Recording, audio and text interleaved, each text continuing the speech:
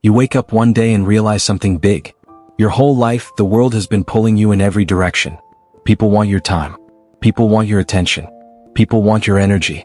And every time you step outside, a small piece of you gets pulled away. Not in a dramatic way. Not all at once. But little by little. Like someone taking a drop of water from your cup every day. One day you look inside that cup. And it's almost empty. But here's the truth nobody tells you. You can refill that cup. And the place where you refill it is home. Not the building. Not the walls.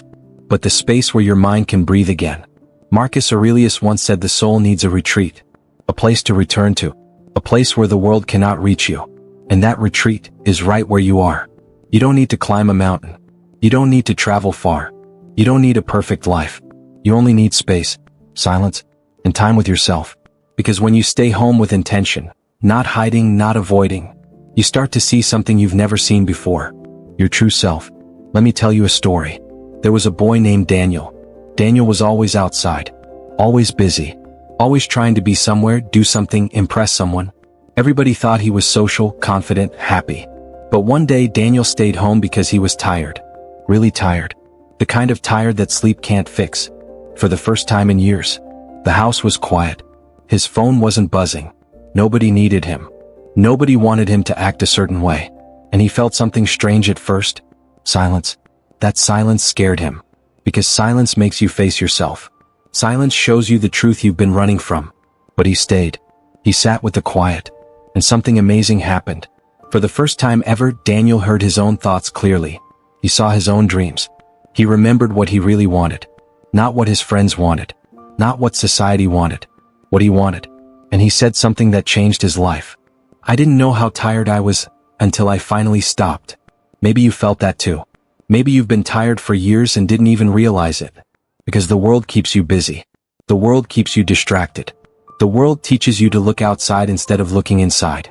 But home brings you back to yourself. When you stay in, something powerful happens. Your mind gets quiet. Your emotions settle. Your thoughts become clear. Your worries get smaller. Your energy grows back. You discover you weren't unmotivated. You were overloaded. You weren't weak. You were drained. You weren't confused. You were surrounded by too much noise. And noise steals your power. Staying home gives it back. Let me show you how. Every time you go outside, even for simple things, buying food, talking to people, running errands, dealing with traffic, your brain is working hard without you noticing. Reading faces. Reading body language. Managing reactions. Trying to fit in. Trying to protect yourself. Even when you're calm, the world keeps your mind on alert.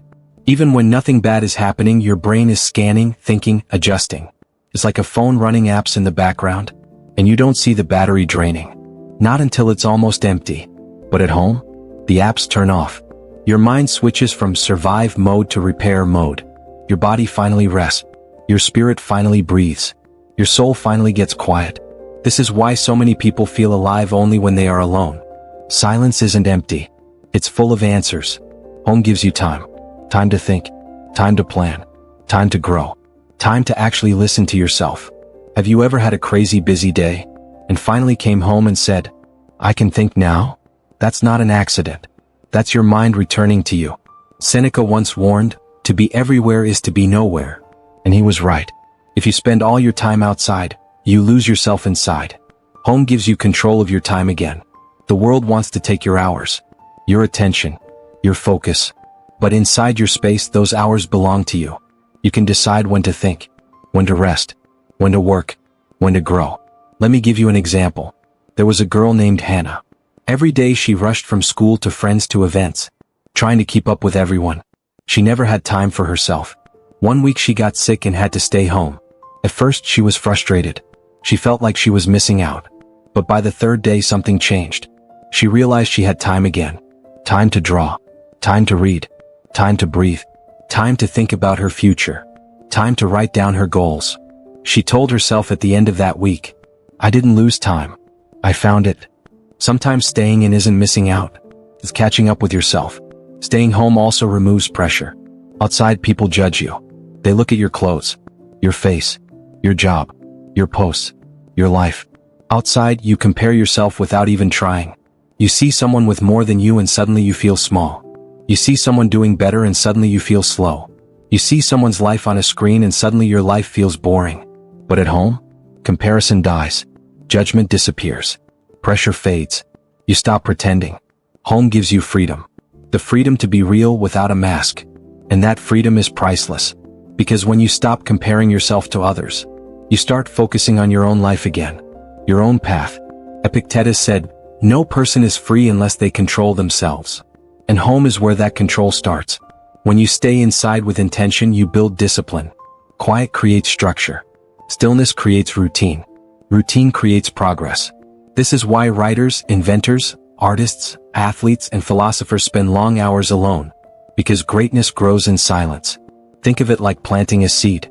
If you keep digging it up to show people, it will never grow. But if you plant it, water it, leave it alone, one day it becomes a tree. Your future works the same way. You build it quietly inside while no one is watching. Let me tell you about another person.